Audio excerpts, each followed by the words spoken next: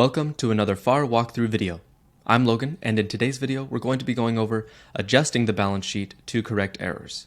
And we're going to be doing that the SuperfastCPA CPA way, which is diving straight into questions to learn the material. If you don't know much about our strategies, make sure you go to SuperfastCPA.com and check out our free 1-hour webinar training.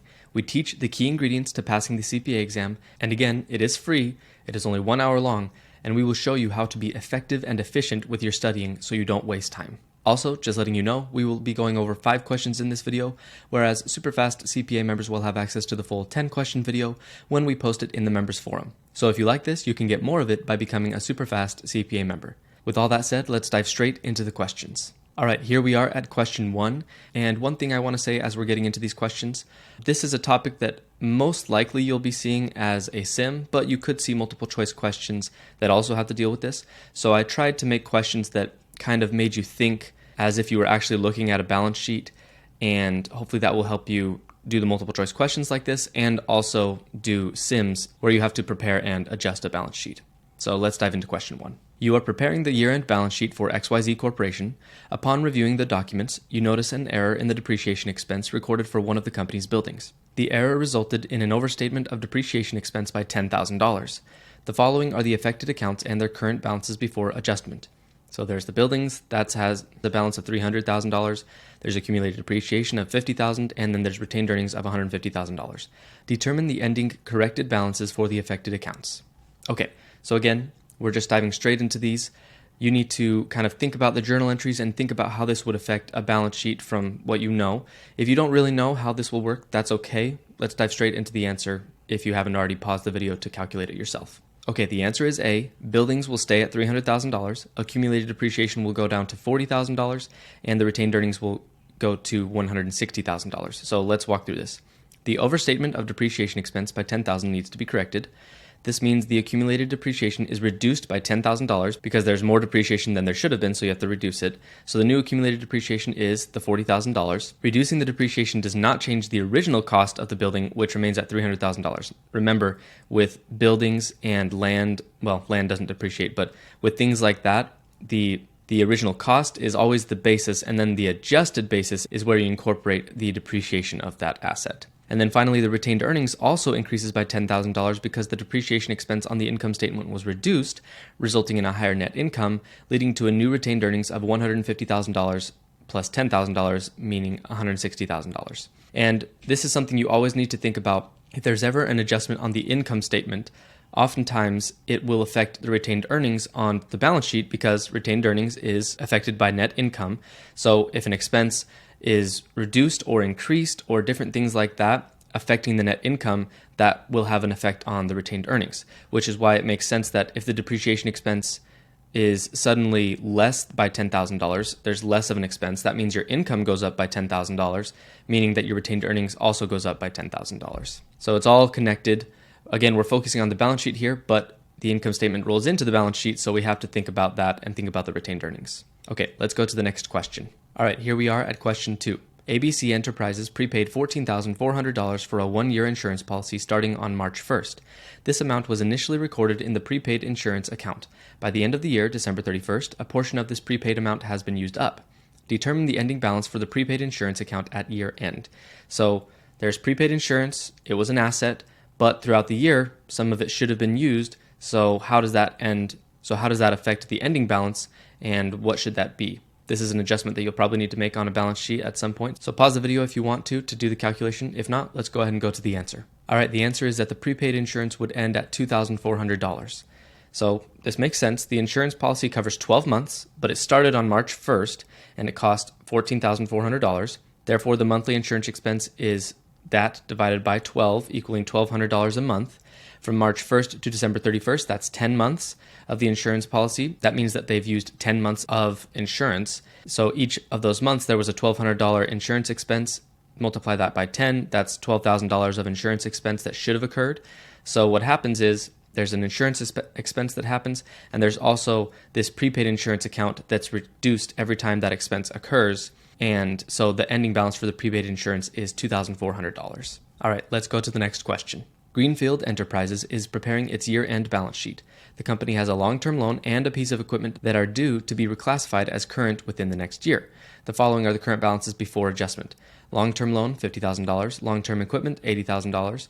Current liabilities, $30,000. Current assets, $60,000. Additional information, the long-term loan has $15,000 that will be due within the next year, and then the piece of equipment with a net book value of $20,000 will be sold within the next year, or at least they're wanting it to be sold in the next year.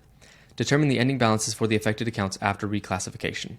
Okay, so another thing that you'll have to do on the balance sheet when you adjust it is you have to reclassify some things.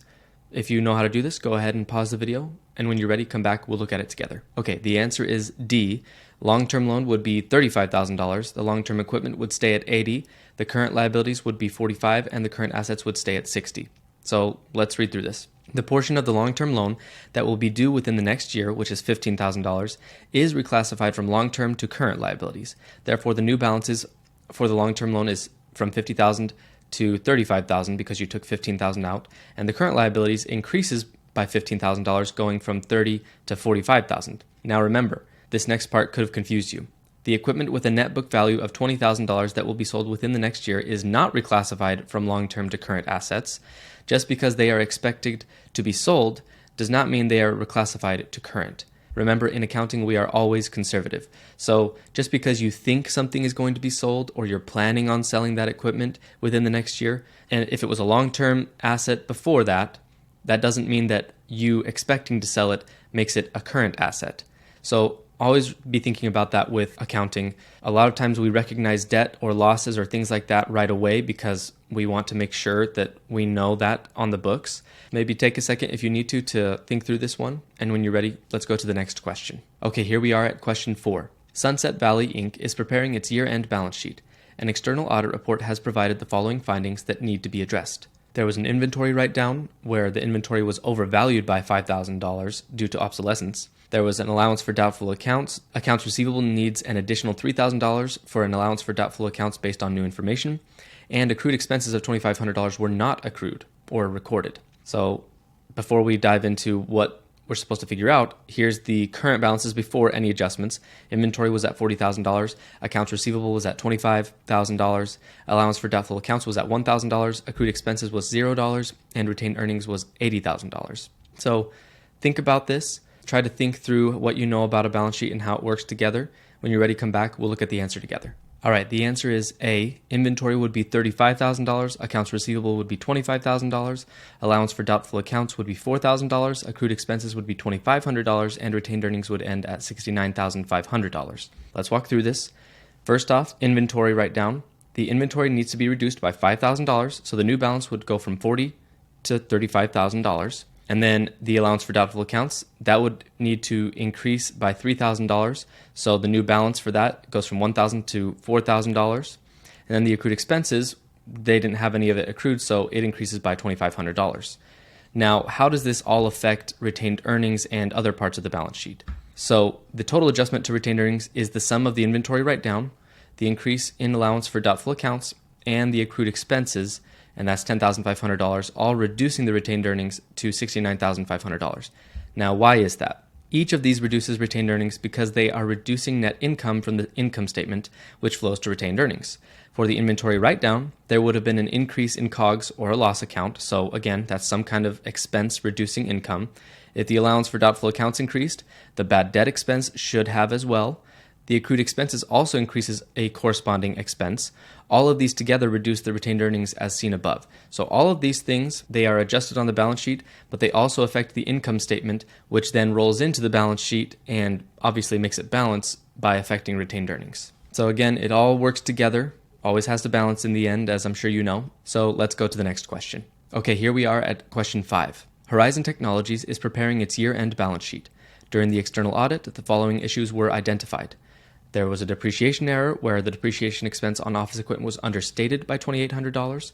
And then there was prepaid rent that was not adjusted for the last 3 months of the year. The total rent prepaid was $16,800 for a year. The following are the current balances before adjustment. So there was the accumulated depreciation of $15,000, the prepaid rent of $16,800. So they must have gotten that prepaid rent 3 months before the end of the year because it hasn't changed yet. The retained earnings is at $100,000. So you should be able to figure out what the necessary adjustments are and what the ending balances are.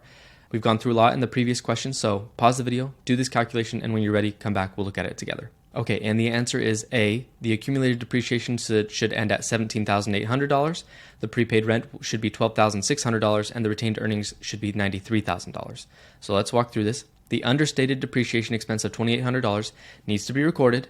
This increases the accumulated depreciation, and it also increases the depreciation expense, which in turn means that the retained earnings is decreased by $2,800. The prepaid rent of $4,200 for the last 3 months also needs to be adjusted.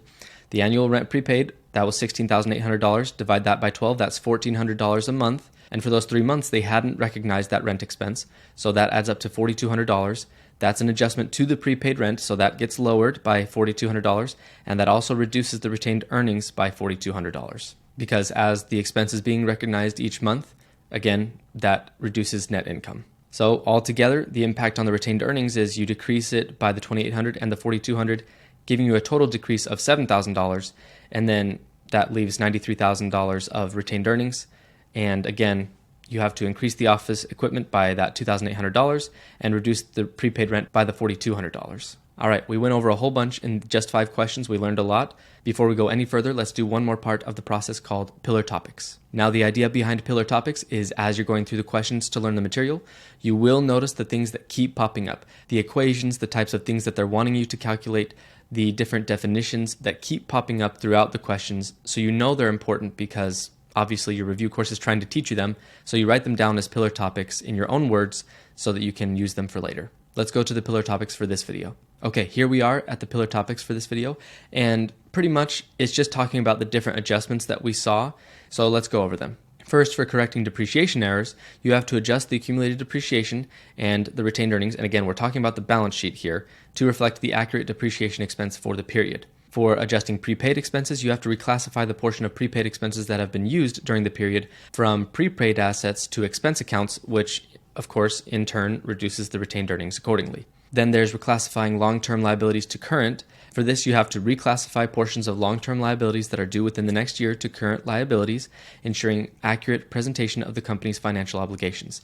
You don't necessarily do this for long-term assets to current assets because a lot of times long-term assets such as equipment or buildings or things like that, just because a portion of that is going to be sold or things like that in the next year, you can't necessarily change that to a current asset, so it's a little bit different. As for unrecorded expenses, you have to recognize any unrecorded expenses, such as accrued expenses or interest payable, to ensure liabilities and retained earnings are accurately stated. And then finally, just one thing I wanted to throw out there, we didn't talk about this a ton, you have to adjust unearned income for any revenue that has been recognized prematurely, deferring it unto the appropriate period when the services or goods are provided. Again, these are a lot of the things that you typically will have to adjust on the balance sheet, so hopefully this helps you to do that, whether it's in a sim or in an MCQ. And with that, that is the end of the video. Before you go, make sure you check out our free 1-hour webinar training on SuperfastCPA.com. Again, we will teach you how to pass the CPA exam efficiently and effectively without wasting time. Also, if you liked this video, going through 5 questions with me, just remember that Superfast CPA members will have access to the full 10-question video when we post it in the members forum. So if you like this, you can get more of it by becoming a Superfast CPA member. If you like the video, make sure to like it and leave a comment. I hope this was helpful, and I will see you in the next video.